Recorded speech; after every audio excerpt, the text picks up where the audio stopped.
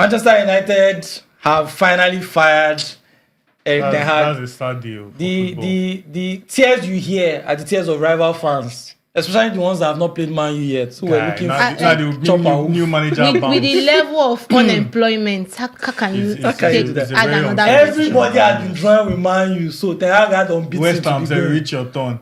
They just spoiled the whole beat them team. Anyhow. What's that now? But anyway, as we know, man, they're always changing coaches, but nothing ever changes. So it just give it a little time. We'll get back here and be bantering them again. Yeah. But they are going after Amorim, who has been rumored to be the next guy that Man City were chasing to replace Pep Guardiola. Apparently, Man U heard about it, and because of Omar Berrada, to replace Klopp too. Yeah, it was said as well. Even that's the Bayern Bundesliga side. Bayern, they also inquired for him during the summer before Vincent Kompany was brought into the side. So, what do you think of this appointment? I mean, he's done very well at Sporting. Excellent. Gyökeres has been on fire with him. I think, and I think for me, he's leaving a Champions League club for a Europa League club.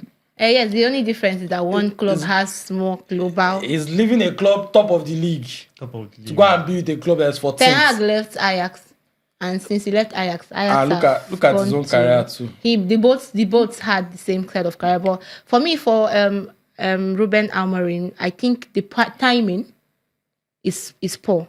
If there's any manager that needs to do well for United, you need to sign him at the right time. Yeah. United already knew that there was no long-term plan with Erik Ten Hag. What was the reason to extend the contract? Why? Because now Ten Hag has spent so much money.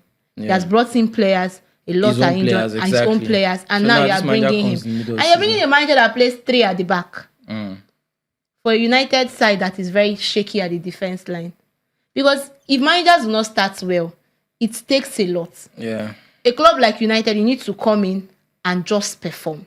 The fans want they are looking. Nobody has that time to tell you, okay, want to build and all of it. Because they are 14, I feel United keep making the same mistake season in, season out. When you have a good manager in the market, they don't get him. We even saw before now, if that position was open, I think Thomas Tuchel could have even taken up that position before even, because he was looking for jobs. He then took that of England. Even when they had a chance of getting. But again, Bayern said there were no coaches though. That's why they went for Kompany. That's all young coaches. You talk about even Amorin, talk about Vincent Kompany, even Xavi. They didn't go for Barra. Ruben Barra. They went for a Ruben, but not a Barra. But the funny thing for me is that, like, left to me, they should have allowed Van Nistelrooy complete this season. Yes, as interim. Sign an agreement in principle with Amorim that end of the season you join us. Because now what this appointment does is that I think in his first 2 games he will play Arsenal, play some other big side. If he should lose, they're even trying to make him play come for the Chelsea game. If he should lose within his first 2 games, then there is pressure again. All over again. And now, so the Premier League is so competitive right now that there is no room for you to start building. You must start getting results from the get-go. And you can't be coming and this guy now he's he's put in a very difficult situation. He plays 3 at the back. Are you using delete and I don't know. delete to play 3 at the back with Lindelof or Maguire to play 3 at the back? Or Danny Evans. Evans. So does he have the personnel to fit his style of play? When I look at Sporting, they are very fast paced. The thing for him is that if he comes to Man U now, he has to first adapt to the players on ground. And before he implements, like, the current group of players, are they good enough to work with? Yes. They are good enough to work with. They are good enough to work with temporarily, not long term. Over time is that there's no point in time that top clubs or even clubs as a whole, you can just come and say all the players are bad. Obviously not. You cannot. Most times, managers use that as an excuse. Even fans will come and say, it's the players. Players are not good and everything. You look at the players you have, their profiles. What is this person good at? You have a player that, like Rashford, that can shoot, for instance. What do? You get him into shooting positions. He can shoot. Rashford is very good at shooting. You get him into certain positions where he shoots better. What is Anthony good at? Anthony's good on the bench. That's the only player that is irredeemable. Then if you need to turn the ball 360. You know what I think? I think they should turn Anthony into a defender. With that is pride. I actually Anthony will not play. RWB Wing back, yes. I actually think he can be a good. They just use him to just be running. Just nothing else. That when you get ball, pass the ball and just be running. Be helping them, give them width. Don't touch ball. When ball is coming to you, leave it for someone else. But just be there. Then mark. Leave it. You tell him to leave it or else you sit on bench. But my belief is that there's always a way. Yeah. This same squad that Barcelona are using to terrorize everybody with kids and Lewandowski that they said is finished. He should go. Rafinha that they said they should sell so that they will bring Nico. Yeah. Those are the guys performing now. You are seeing Lewandowski has scored 17 goals already. Rafinha is on fire. Same players. They also said Rafinha couldn't play on the left because he's left-footed and everything. He's playing on the left with Yamal in the team. So I believe that it comes from the manager. You have to understand the players you have first, especially if you are coming in mid-season. Yeah. But you cannot come with an idea. I also think another thing that killed Ten Hag, personally, if you ask me, honestly, I think, for instance, if you take Ten Hag and put him at Bayern, he will perform like mad. I still think he's a good coach. I think he's an arrogant coach. I don't like arrogant This is where I was going to. I personally think one of the things that led to his downfall was his arrogance and his mentality. Now, what this does for players is that how would you feel listening to your manager say that we cannot compete until 2028?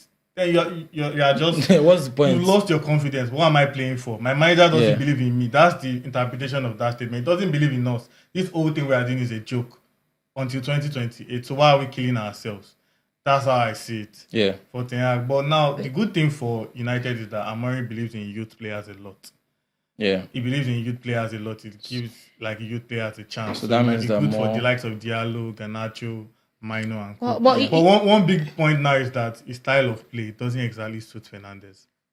He will find a way. He good enough. He has to find a way. There's no way you bench. First off, it's his countryman. First off, it's his countryman. He can bench anybody. He's not going to. But it's his countryman, fair enough. And he has used Ugarte. Ugarte, they are familiar with each other. That should help. But the truth is that when you come to a team, you have top players that you have to find a way. If your style doesn't suit them, you have to adapt your style to those players. To them. But if there's anything we know about Manchester United job is that since the post Ferguson era, every manager that has come, it's so unpredictable. None you say has been an absolute success. And even as Ruben Amorim is coming, he won 2 trophies. His trophy is not even up to what Mourinho did. Mourinho did an Europa. No, I'm saying Europa. The treble. When they finish the judgment. Combined some. So I'm just saying that I think for United fan, what they should do this time, just reduce the expectation. Don't put too much pressure on this young man. Because reduce the expectation. That's the thing. But if they can... When they're already saying what Maresca has done with Chelsea. No, but that's why I said the good thing for Maresca is that they brought him before the start of the season. So he was able to implement. But you're bringing in... You knew... We all sat here during the summer. If Maresca... United was going to start Ten Hag. He'll be in trouble now. I remember saying by December. I remember saying he'll be the first coach to be sacked by December. Remember in pre-season, he tried some rubbish ideas and they dealt with him. That's because he actually changed it. It's already a difficult situation here because now you look at Ten Hag has already spent over $500 million in United. And with the PSR, United cannot really spend so much. They can't even spend so much in January. Meaning that in January they will not be able to spend much. So your wait will be like summer. So you can't get the best players. I personally think they should just leave Van Nistelrooy in that role. That's why. But if you were to stay in the role, what do you think he would do in the job though? Van Nistelrooy.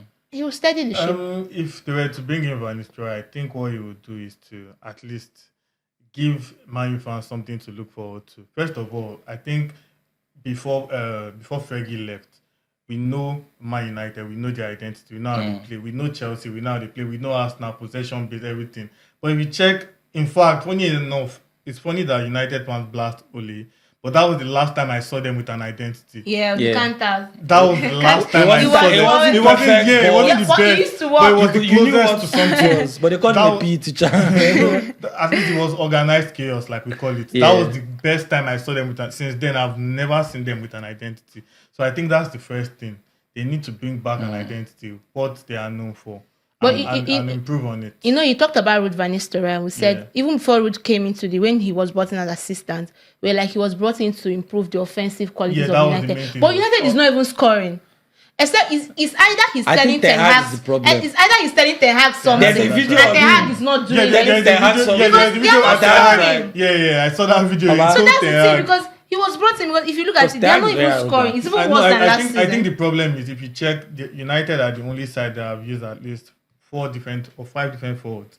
Only side this is they've used Oilon, they've used Zexi, they've used Rashford, they've used Fernandes as a false nine. They've played like 5 different people up there, so you can't give anybody room to find consistency. Chelsea's stuck with Jackson, despite all the yes, because the truth is that you have to play players into form. And now what that means is that Jackson and Palmer already have an understanding because you see it in each game. Because they stuck with Jackson.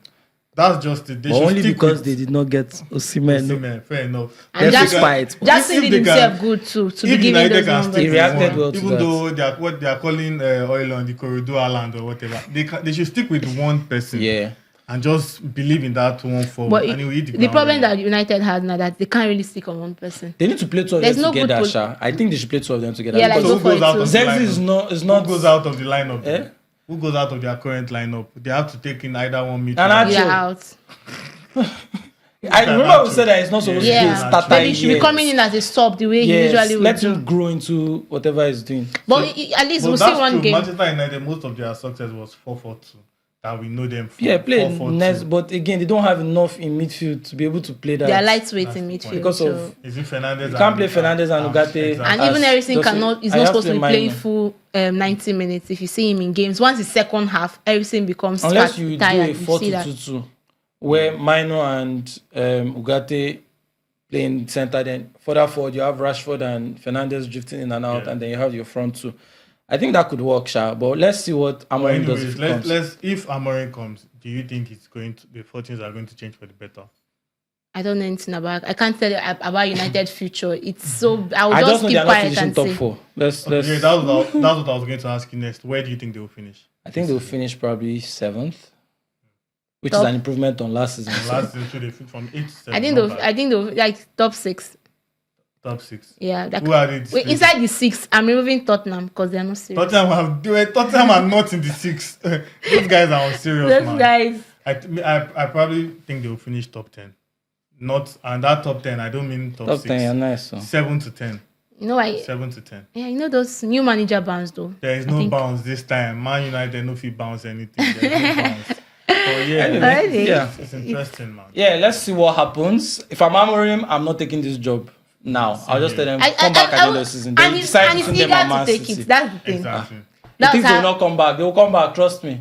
But anyway, let's know what you think also. Should Amorim go to Manchester United right now? Is this the right appointment? Is this the right time? Can they still salvage this season or should it be written off?